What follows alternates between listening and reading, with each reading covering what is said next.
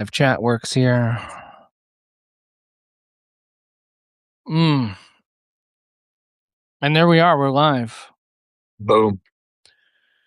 Technology, right? Look at all these wonderful people just popping in Holy here. It's cow. so great. Yeah, look at You're this. Welcome. so damn popular. Oh, Look I at you. did send out. Well, no, it's the guest I have on today's show. That's really the draw. I did send out a newsletter about 15 minutes ago with Oh, cool. saying that we were going to do this too. So yeah. Oh, I see some familiar faces. Hello, Hans, who just sent me a email not too long ago. Jeff, client and subscriber. Rochelle, who was curious about our Monday. She was asking about Monday and Friday on purpose calls. Seth, and you're a frequent offender there. Heck yes. I was on the Monday call just a few hours ago with Scott. So, and here we are again. Just some light banter around the meaning of life and how to make it more meaningful. And that's right. I can't get enough of Scott. I was like, we got to do a live too. Let's go. So, the basis of this, I'd say, kind of started lightheartedly, was just like, how do we grow to 10,000 subscribers on Substack and make $1 billion an hour with funnels? I want to talk funnels. I want to talk lead magnets. Actually, everybody, I want to talk the opposite of all that stuff. And Scott did do that all for a minute and lived to tell the story. That's quite a story, right, Scott? yeah, it's not a it's a story that has a happy ending, but the stakes in jeopardy at the what do they call it in storytelling, the all is gone moment. That I'm not sure that the juice was worth the squeeze, but I did survive. And yeah, I mean, when I do rant quite often against the perils of digital marketers and becoming a digital marketer and being involved in digital marketing. And I hope that I am equally clear that I am speaking from direct personal experience, not just picking on people because of their chosen direction or endeavor in the world. Yeah, it's certainly the thing of, here's this thing I like doing, whether you're an artist, creative person, business person, whatever. And all of a sudden it's this other part-time job that we get to take on of being an online marketer, a social media manager, social media copywriter, social media video editor. We're doing all this stuff, making all the content. And so often we get so wrapped up in that becomes the work more so than the actual work that we're trying to do. Yeah, well, I would argue that for a lot of us, it doesn't become a part-time job. It becomes almost a full-time job that we just kind of insidiously takes over our schedule. And I personally found myself spending 80% of my time in my business on digital marketing bullshit that I actually really did not enjoy doing, for the privilege of spending 10 or 20% of my time doing the work I actually started my business for in the first place. And I was putting in a lot of hours in those days, 8 to 10 hours a day, 7 days a week. Fortunately, I was able to discover that there is a better way. And one of the things that I would float out there right away is a reminder to folks, and maybe there's folks here that aren't even old enough to remember this, but we used to run successful businesses without not only in digital marketing, yes, but without the internet. So it's largely the things that have always worked still work, and there's no reason to layer on top of that mastering digital technology and adding every new platform and app and software under the sun to your to-do list. You can do it the old-fashioned way, the way we always used to. you know this, Seth, as a fellow former, well, maybe you're not a former musician, maybe you're still active in the game, but Still dabbling. you used to just go out and play gigs and people would come and then tell their friends and more people would come to the next gig. Like you used to be able to just show up, do your thing, and people would watch and the right people would come back again next week with a couple more people. Yeah.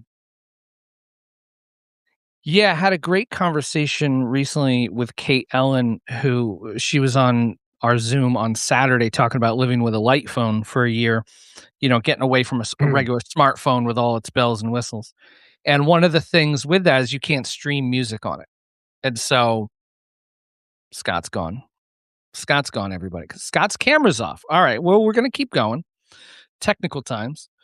I do believe that Scott has a lawnmower somewhere in the vicinity of where he is, so we're just gonna get through this. Uh, oh, you're back. Yeah, I'm sorry about that. I'm Oh, back. oh, good. So Kate was talking about how her new light phone doesn't stream music, so that's a thing. So she started, instead of loading music onto it, she would just listen to the radio in her car, and this miraculous thing happened. She started to find local radio stations, started to understand who the local DJs were, they who were playing local music in the vicinity. So, so then when it came time for her to put out music and talk about music, she had this whole new network of people to talk about music with. And none of that happened on social media. It was because it was terrestrial radio, which is still a thing. Like college radio Mhm. people, look out for college radio. Vibrant scene, vibrant scene. Still going. Yeah. I lived in a very, very small town in coastal Maine for a number of years that had a community radio station, and I had a show on that station. I used to actually do the show with my then 4-year-old son. He was my sidekick, or actually maybe he was the host and I was his sidekick. Um, and we played a ton of music by local musicians and talked about the local scene and promoted gigs and so forth. And in a corner of the universe that where growth hacking was not possible because there were the numbers that would justify being qualified as growth hacker numbers. Somehow we all managed to eke out a decent living playing, locally in a scene that was very crowded with musicians and didn't have a huge population of listeners. But I'm a I'm a huge fan of anything that is, I would call terrestrial radio analog. And Mm, analog and independent and person to person, that's it's always worked and it always will work. And and the more you lean into that, um, I don't know what you think, Seth. I mean, I think one of the perils of the digital world and digital marketing is I think most of the people that you and I associate with would not prefer not to think of themselves as marketers, period, never mind digital marketers. And yet they are able to engage in digital marketing silliness, and yet feel like a step removed away from all that because posting on Facebook or Instagram or YouTube or even posting to your blog, even though you're using digital tools, it's a step removed because nobody's actually holding you to account and putting you on the hook. Like, mm, people can follow you, people can comment, people can like and so forth. And that validation feels good.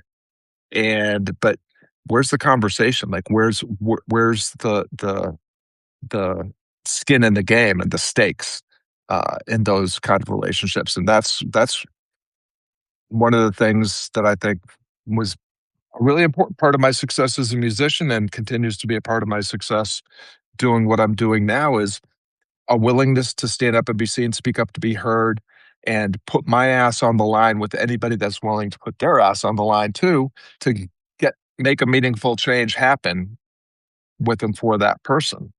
And when you do that kind of thing out loud and in public, it might not work, which means other people are going to see.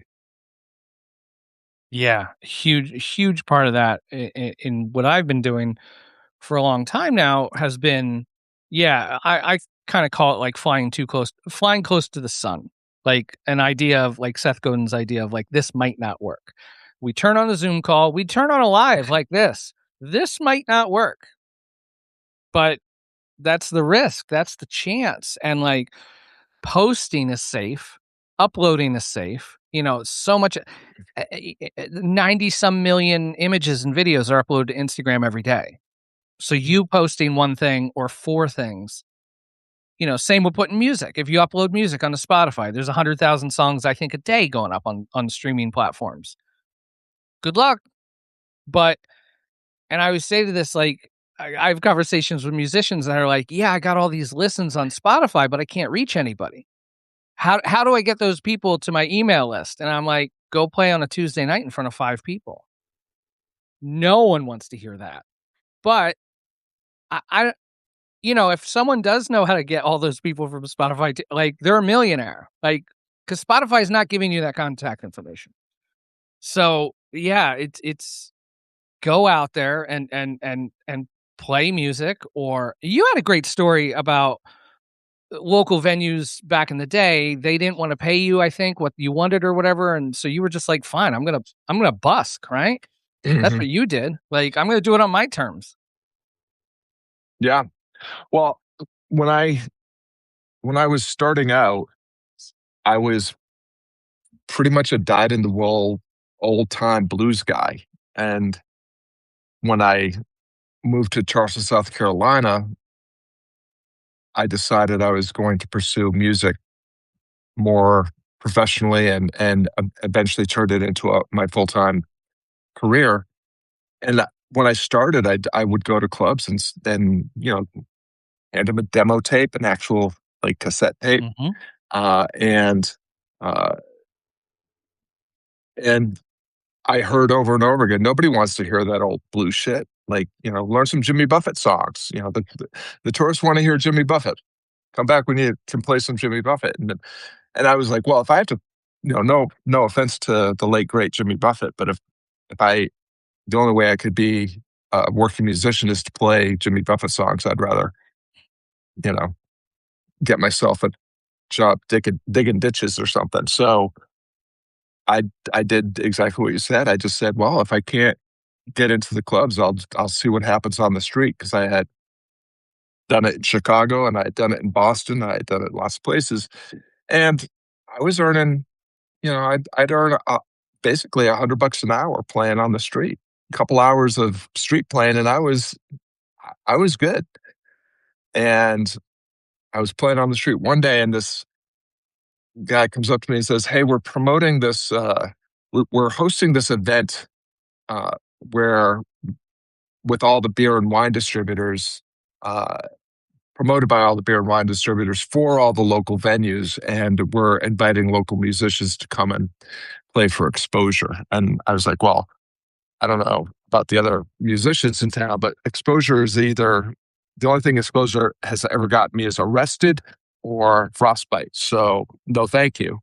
And he was like, "Well, it's a chance to play for, every major venue in the town." And I'm thinking to myself, well, I've already pitched myself to all these venues. Nobody wants me.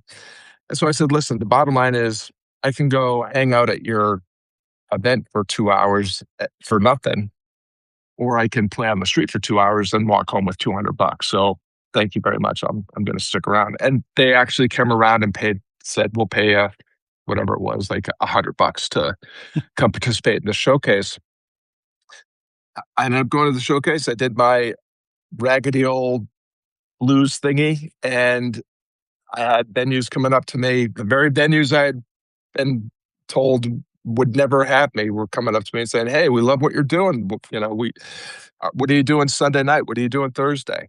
And that's how I ended up, breaking into the local music scene in Charleston, South Carolina. And over time, that legitimately became my career for almost 10 years playing locally around Charleston.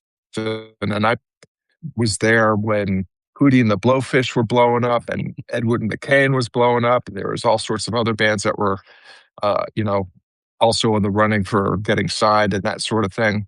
Um, and you know, it was awesome to be part of that. But all I ever cared about was, can I make enough tonight to do it again tomorrow? Because if I could do that and repeat that over and over and over again, that's enough. To me, that's success. And yeah, I think for those that think that digital marketing or doing anything, playing any game that you don't want to play when it comes to promoting yourself, getting the word out, getting people onto your list, growth hacking, whatever. If it if you have to do things that really don't align with who you are and who you want to be and the way that you want to show up in the world, how is it possible that you can win that game? Which is exactly what happened to me. I got played the digital marketing game. I was, from a revenue point of view, I was hugely successful. And within 9 months, I was so profoundly and deeply unhappy that I literally just blew up the business in order to save my soul, what was left of it.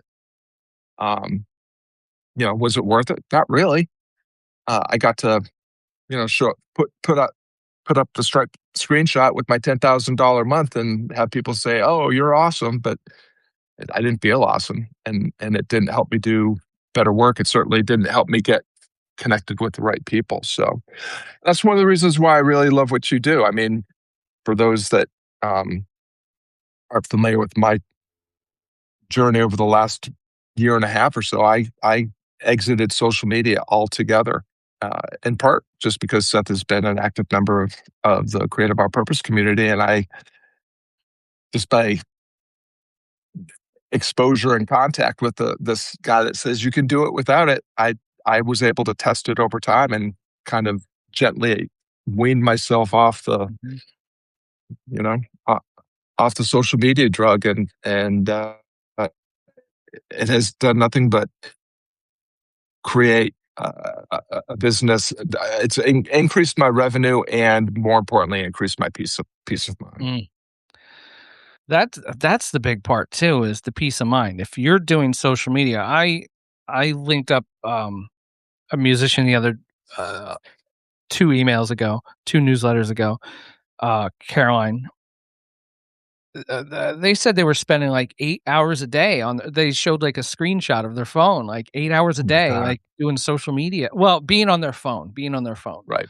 Combination probably of social media and looking at Spotify and looking at the, like, kind of musicians that, where, and I say that too, of like, even if it's 3 hours, even if it's an hour, what if you took that hour and practice scales, practice songwriting or painting or photographing or whatever, in a year's time?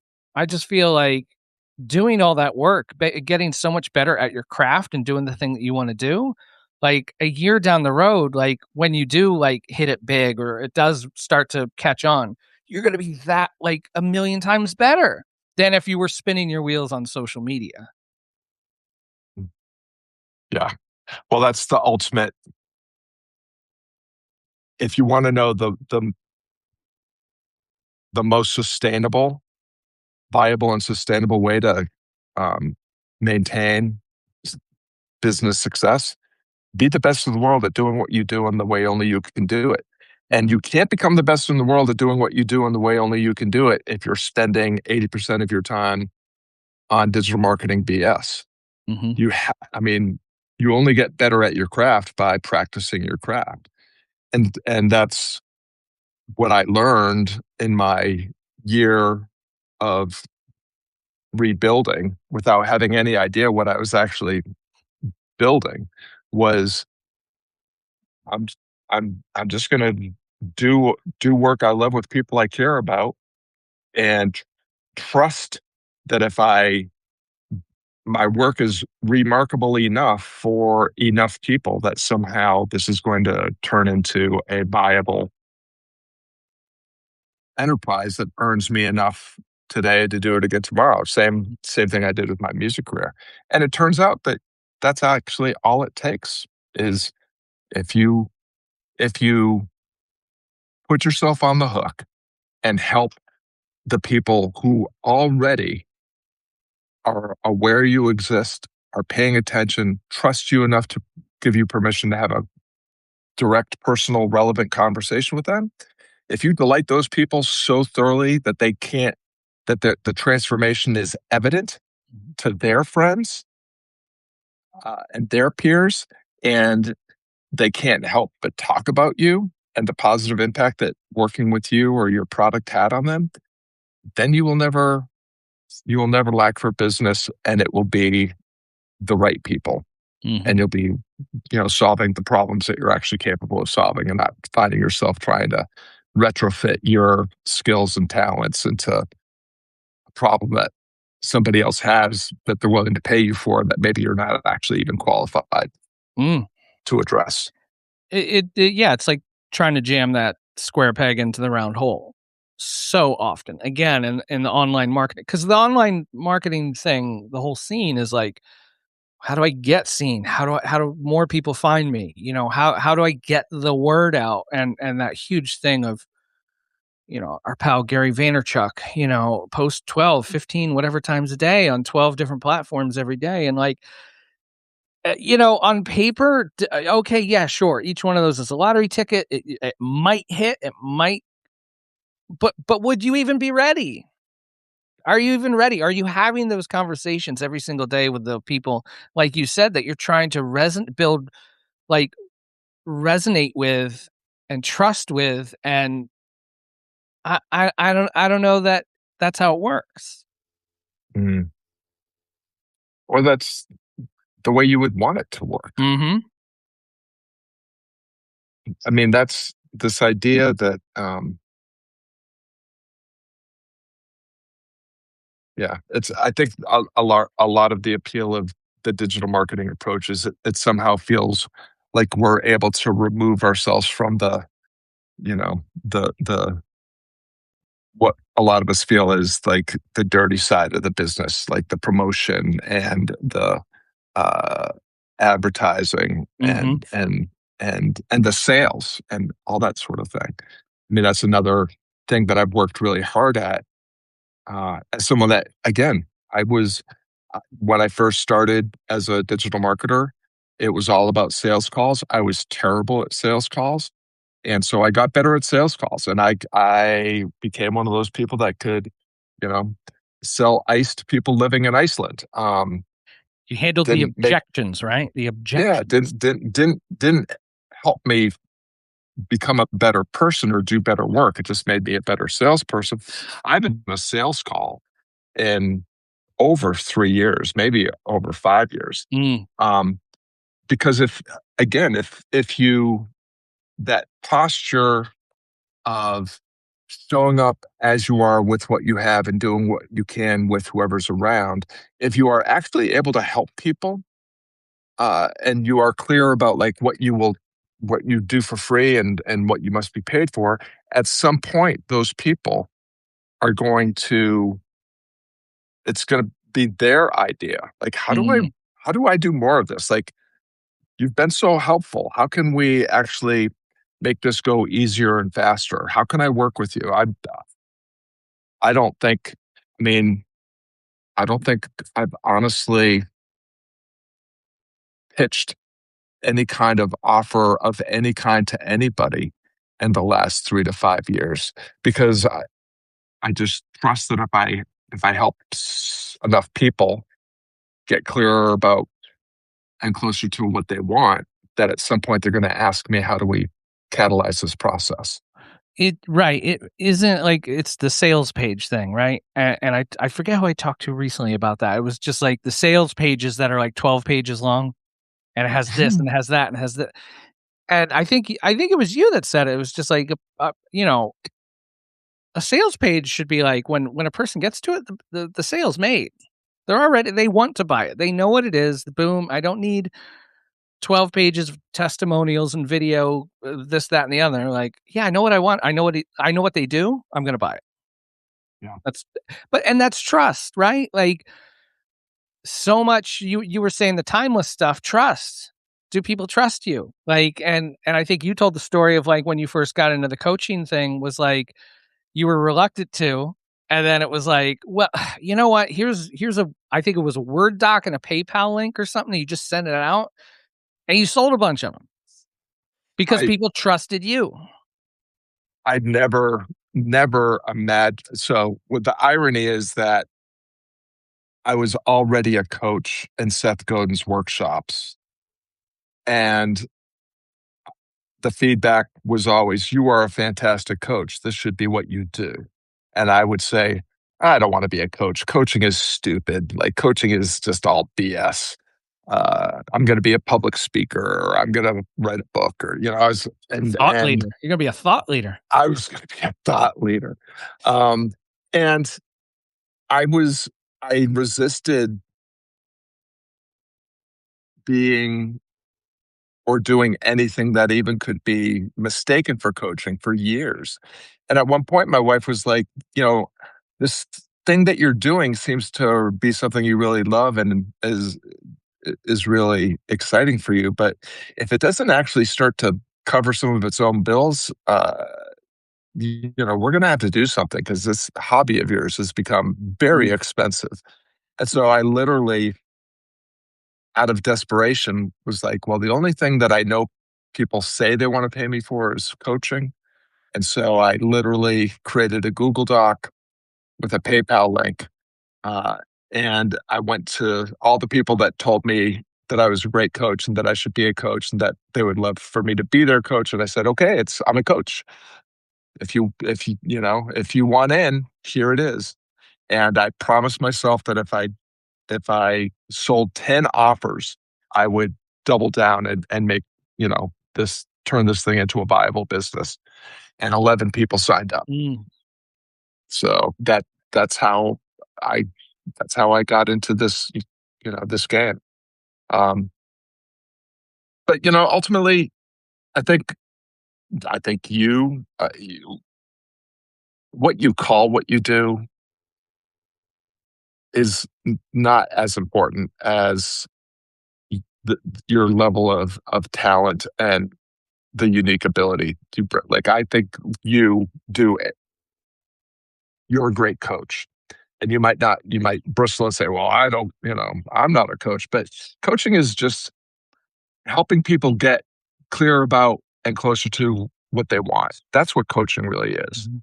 Um, teaching is knowledge sharing and teaching someone to do something that you do. I'm at an age now where I feel like I could justify calling myself a corner man instead of a coach. Mhm.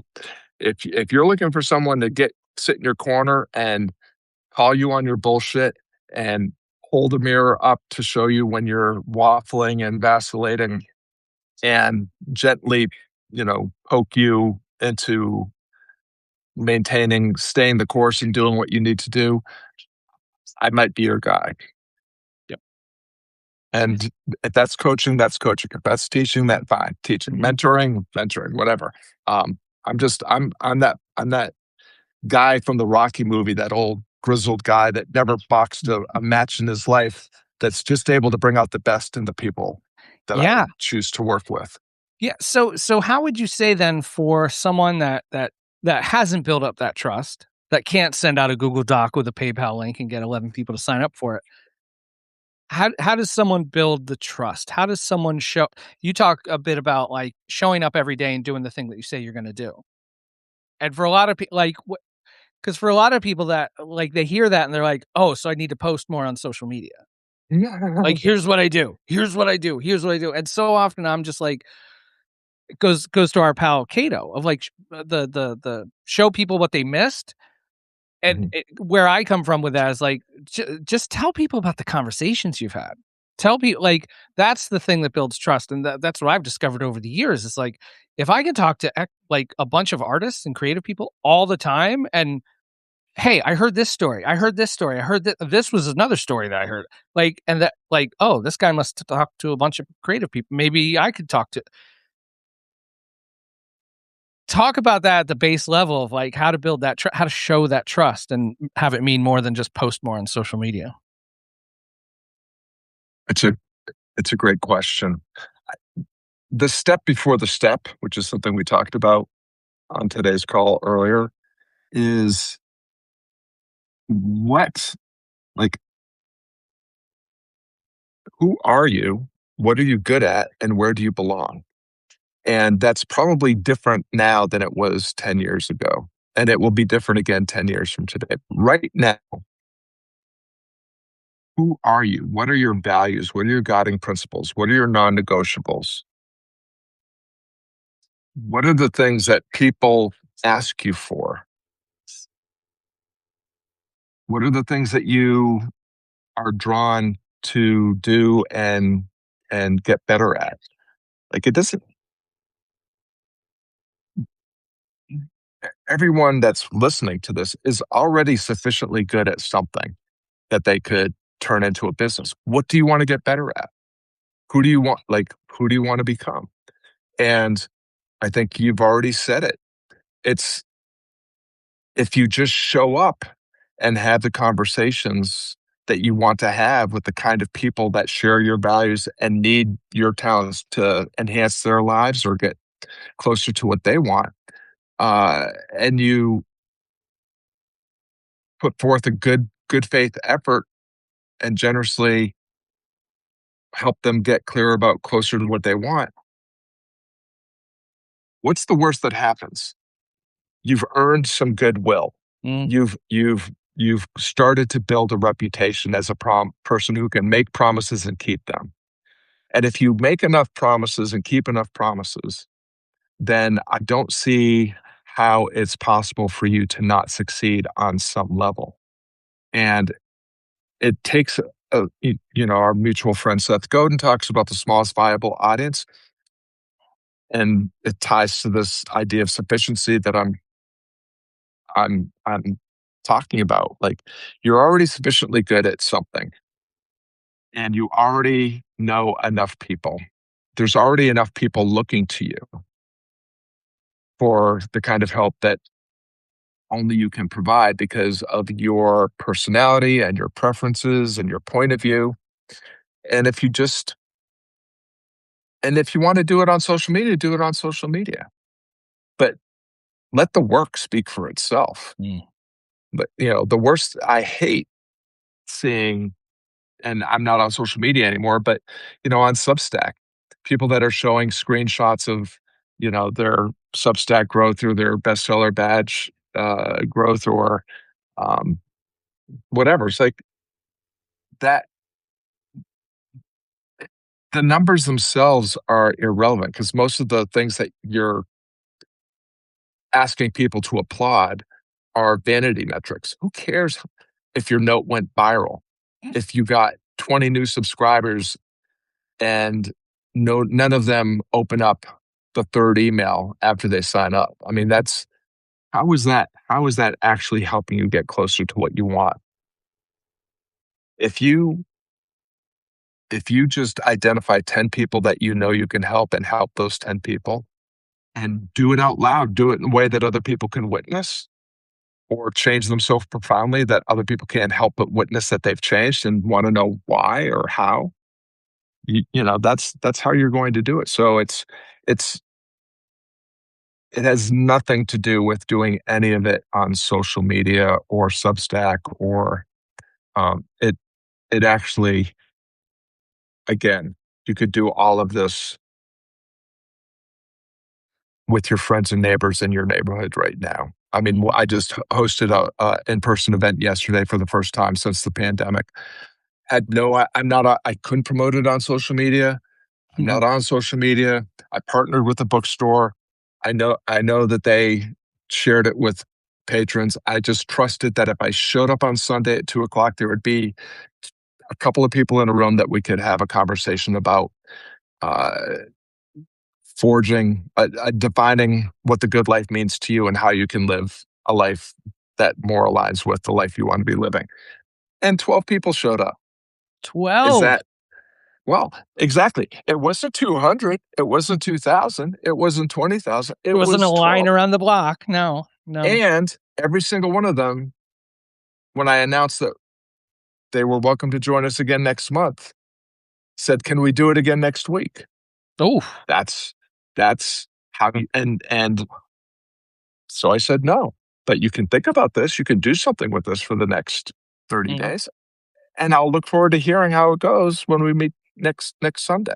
hmm And so that's the kind of example of just you literally possess everything you need. You are sufficient as you are, even as you strive to be and do more and better.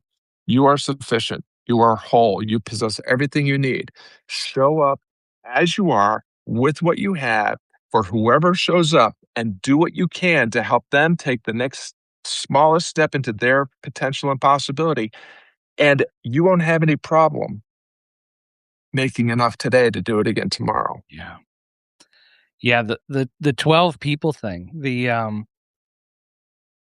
10 people. Like always talking about subscriber growth, this, that, and the other. And it's like, I talk, of course, here and there, I'm going to talk about subscriber growth, this, that, and the other.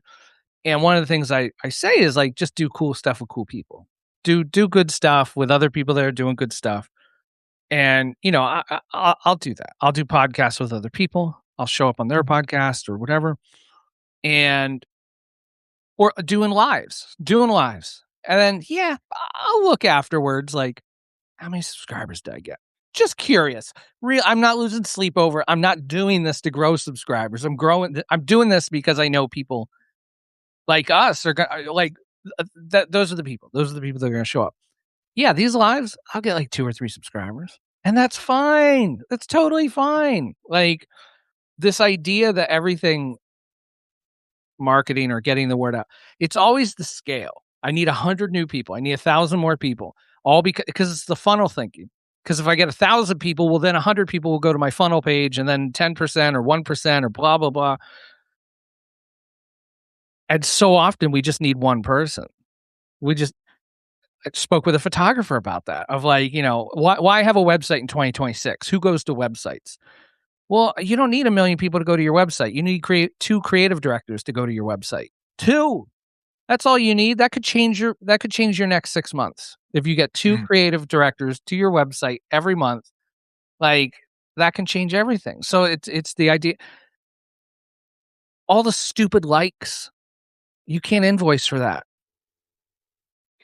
Like like talk to people that could give you money or hire you or buy your album or show up at your next event. Like that's that again, and that all just goes to success being I get to do this again tomorrow. Yeah. I don't need to buy a mansion tomorrow. I just need to make sure I can cover rent next month. Hmm.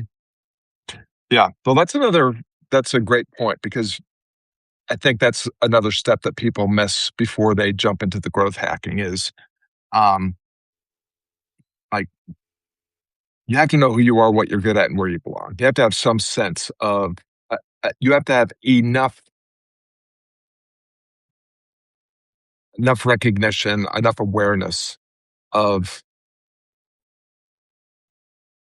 who you are and what the work you actually want to do is so that you can make sure that you're working with more of the right people and less of the wrong people.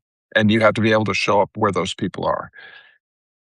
Um, you also have to understand, like, if you're a creative person or a freelancer or a solopreneur or a teacher, healer, coach, whatever, like, what's the business for?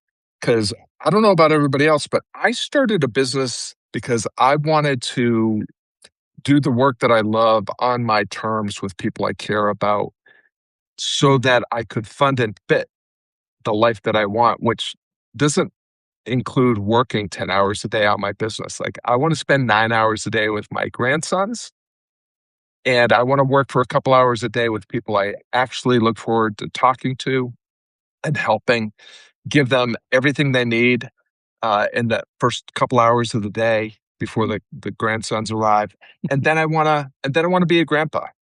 And maybe I'll check in after they get picked up later in the day. But if you're not clear about the the parameters, like what's the business, what are you building your business to fund and fit around? Because Mhm, if you think that working 10 hours is going to give you 5 times the return on investment that working 2 good hours is going to give you, you are sorely mistaken. The law of diminishing returns is a thing, and diminishing returns are still returns. But like you said, like what's enough? I work, I work 2 hours a day, 5 days a week, 10 hours a week. I make my annual revenue goal usually within the first 6 months of the year, which means I could literally take 6 months of the year completely off. mhm, And even during that first 6 months, I'm spending 80% of my time doing exactly what the F I want to do. And even when I'm working, I feel like I'm doing exactly what I mhm. want to do. Oh, And yeah. that's good enough. Do I have a mansion with a Lamborghini in the front of it? No. I never wanted that. And I certainly don't care about any of that. Mhm, I, you know, all of my financial responsibilities are taken care of. I can afford to take my wife and grandsons to the coffee shop every day mhm, and spend a couple hours at the playground and maybe go for a beach vacation every summer and know that my future is okay, and that's good enough. mhm. Talking about doing the thing that is, I have this conversation with our pal Nikki quite a bit of working in alignment, not striving, not hustling, not grinding all the time, and, like, this idea, like, no, it has to be hard. Has to feel like work. It has to be a grind, and it's just like, no, what if the thing that comes super duper easy, natural for you, it's not super easy, natural for other people? Like, they have their own whatever, but for you, like, sometimes people scoff when I'm like, "Yeah, I host 3 Zoom calls a week, and I love it." Because a lot of people are like, "Oh, Zoom calls." I'm like, "You're on the wrong Zoom calls. Yeah. Stop being on dumb, boring Zoom calls then," like, those are just the ones I host. I'm on 2 of yours a week too. Energy, like, the stuff like, find the thing, like, believe it or not, the thing that comes easy to you and natural and, like, feels in such alignment. Maybe that's the thing, and finding a way to turn that, and I just don't think people have enough examples, or we don't see that enough. Like you saying, "Oh, I work 10 hours a week." Like, it's easy to be like, "Oh, whatever," but, like, no, there are some people that do that. Like, again, I don't work that many hours a week either, but, like, I don't have a mansion, no, but, oh, I get to go on so many walks every day. I am Mhm. rich in walks, and I that's for me, that's everything. Like, the ability to come and go and do the things, and, like, I know so many other creative people, artists, photographers, musicians. I know a musician that has they were playing live a lot back in the day, but, like, they built an email list from 2008 till today. It's a long time, but they had the foresight back then, like, "Oh, I'm gonna build an email list." And they built trust, and they built that, and they built an audience, and they have a Patreon with just, like, 220 people, and they make a living from that. And they don't have to grind and market and promote. One of the most fun things is too, and I love this too, of like, what are you promoting? Like, I see so many musicians promoting Spotify. "Hey, everybody, go listen to Spotify, go listen to Spotify." This artist I just mentioned, when they put albums every year and a half, they don't it's on Spotify. They don't tell anybody. But they're like, "Yo, buy it on my Bandcamp or buy it on my website." Right. Because guess what? Actually selling things that people will buy things if they love what you do, and they make a living from that. It sometimes Yeah. it's just the let people give you money kind of idea of like, "I have this thing for sale, like, you can buy it, pay for it." That's not a hard sale. I made a thing. Here's how to get it. Yeah, I love that. You've got to decide what game you wanna play. If you Mm, wanna play Spotify's game and dance for Spotify and the Spotify algorithm and get paid hundredths of a penny on the dollar, cool. Like, no judgment. If you feel like you're winning because you got, you know, 10,000 downloads or 10,000 views. I don't know how Spotify works, For but 50,000 monthly streams, Scott, come on. yeah. Gotta shoot for And that. for, and 5 cents, and Mhm, being directed to your account after the Stripe fees.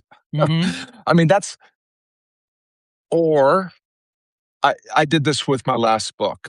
It's now out on Amazon, but I wanted to see what happened if I sold the book without mm, without launching on Amazon. So I self published on Lulu, and I sold the exact same number of books in the 2 week kind of launch window that I have for every other book I've ever launched on Amazon, but I did it without having to do any of the Amazon, you know, algorithm dance stupidity or pay for ads. mhm, I made more than I would have if I had launched it on Amazon, and shoot, I put the audiobook and the ebook out on my own landing page, and I got 100% of those mhm, sales instead of the 60% or whatever it is that Lulu gave.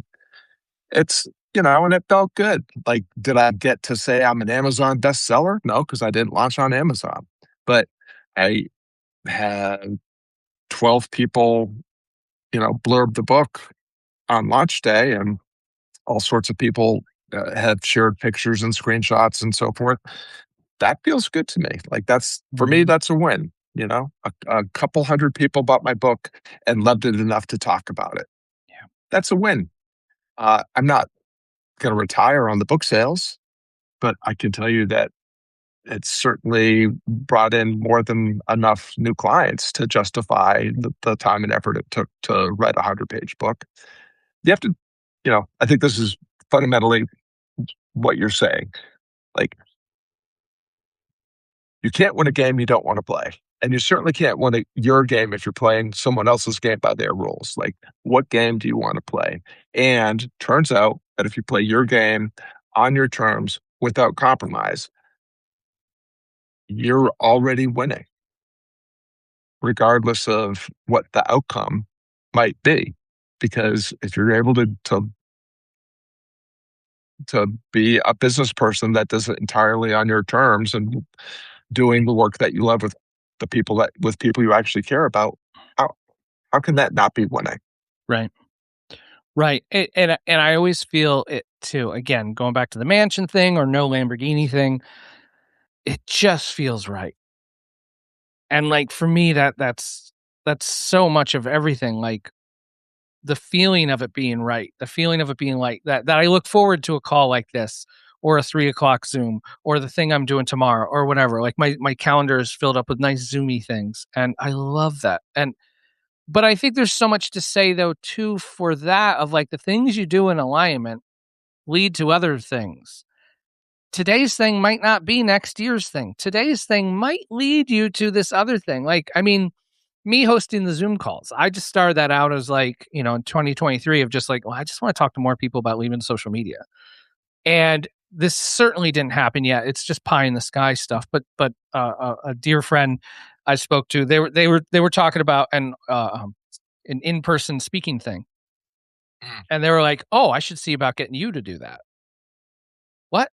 Like, that didn't cross my mind, back in 2023. It was just like, I just wanna talk to people about leaving social media.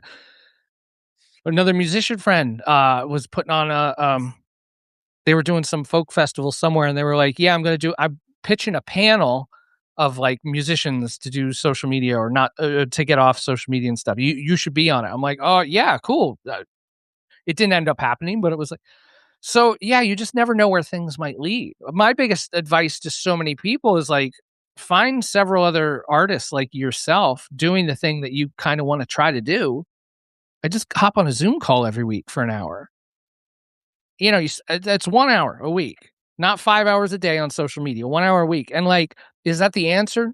Not the answer, but like, it's going to be hard to not succeed or grow somehow talking to other people in your creative orbit for an hour a week. Like, so much of this is just other people and how we talk about the work we do and who we do it with. Yeah. Well, I love that. What I'm hearing and what you're saying is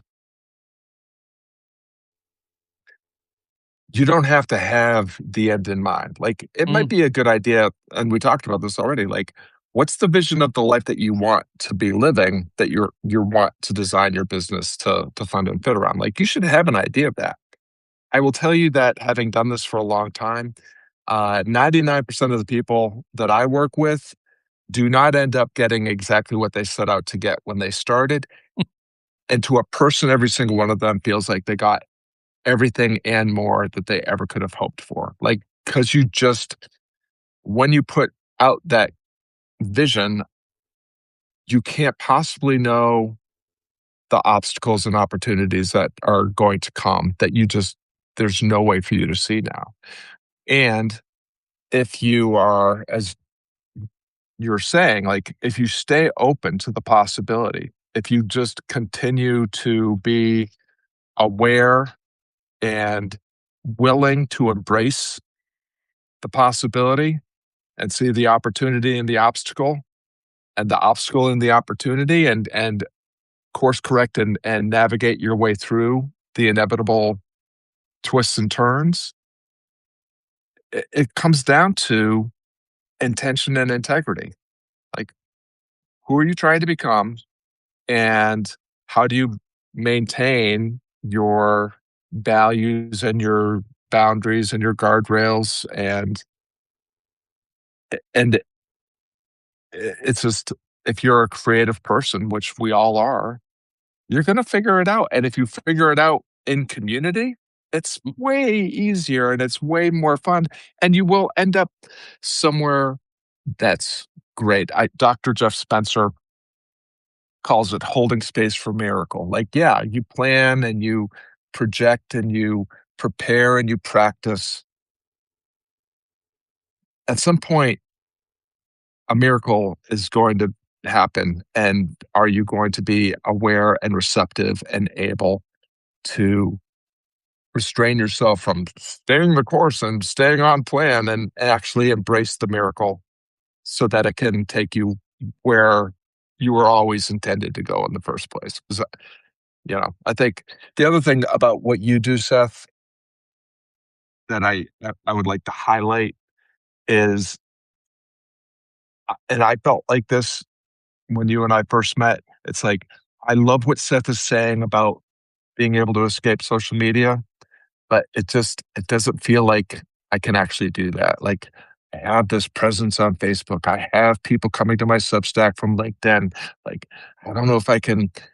And so the first thing I did was I just stopped posting on Facebook and LinkedIn for 3 months. And guess what? My my subscriber rates continued to go up at the same rate they always had. My open rates actually improved because all those losers from Facebook and LinkedIn weren't joining my Substack and then never opening my emails. And after 3 months of not posting and having it only improve my business, I was able to say, well, I guess I don't need to be here at all. And I deactivated my account for the mm, next 3 months.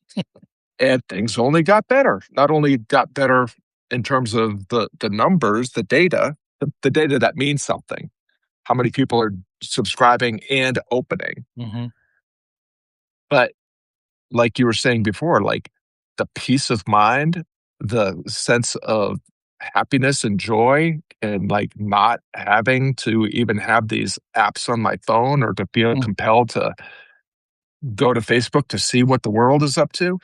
Uh, it, let the data tell you what, like, I think it's I think our instincts and intuition is usually pretty good. If you have an instinct or intuition that you should get off social media, I trust that. But mhm, before you just delete your profile, turn it off. Turn it mhm. off for a month, for 3 months. If it hurts your business, jump back on. If it doesn't hurt your business, do you need it? Because if it's not helping you and it's taking time, attention, money, and effort, it's hurting you. Yeah. So I think there's a way that we can wayfind in a way that is very low risk, that has a huge upside potential in terms of our happiness and prosperity. Absolutely. Yeah. The bandwidth that you save, I really think, kind of wrap up here on, with like, could I have grown my subscribers more if I was on TikTok and posting regularly on YouTube, and I was on Twitter, and I was on Reddit, and I had if I was in all those places, could I have brought in more subscribers? Probably, yes. But I don't think after a year of that, I would have grown to where I am today of taking as many walks as I have and having time for conversations like this. I'm not looking at my phone while we're doing this. You know what I mean? Like, I'm not having 18 different conversations in all the different DMs and the threads and the this. Like, imagine if you just have a few good quality conversations every day, go on some walks, take a nap. After a year of that, like, where consider the possibility that that might be the best thing for your business. Yeah. I mean, just the best thing for you is the best thing for your business. I mean, business work, simply defined, work is an exchange of energy.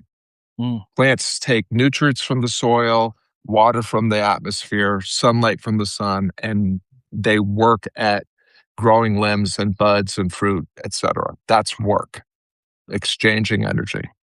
People are unique in that we build identity and forge meaning in our lives through the work that we're doing. mhm, If you are going to spend the majority of your time in your business trying to trick people on social media into joining your email list so that you can jam them into your funnel for your bullshit lead magnet and put them through a email sequence that drives them to a sales page so that in the end you can get 1 or 2% of them to buy a thing that they immediately regret buying because they gave up their leverage when when they entered their credit card number. um, is is that worth it? Is that the game you wanted to play? Is that what it means to live a fulfilled, meaningful, happy life? Because if if we build identity and forge meaning through the work that we do, you better do work that aligns with who you are, what you're good at, where you belong. yeah, yeah. Scott, let's end there. I think we saved a lot of souls today. I think so Think too, but you actually have a microphone. I want you to say something and then drop the mic. my biggest thing is, yeah, absolutely, my biggest thing, and I'll repeat it because it's important. The best thing you could probably do for your business, for yourself, for the work that you do, is just talk about it with other people. Is just do this work in concert with other people that are on the same journey, a couple levels up, a couple levels down, whatever. Build Just doing it is just so much more fun and so much more rewarding. The perspectives you get is everything. And to get out of your own head, to break what social media says, no, you can do it by yourself. Screw that. Like, do it with other people, have the humility, have and like welcome the exchange, the Mm. energy. The exchange of energy is everything. So yeah, to sum up what you said earlier. But Well said. Scott, thanks so much for hanging out. Again, it was great. I 2 for 1 today. I got to hang out with Scott twice today. Everyone, please check out Scott Perry's work. You can click somewhere on the app or whatever like that, and go to his profile. Check out what he's doing. Hang out with us two times, 3 times a week.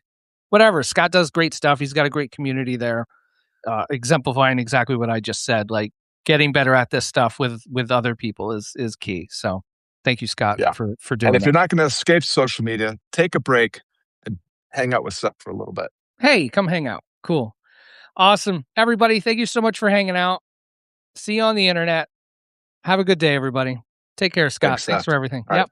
Bye, all.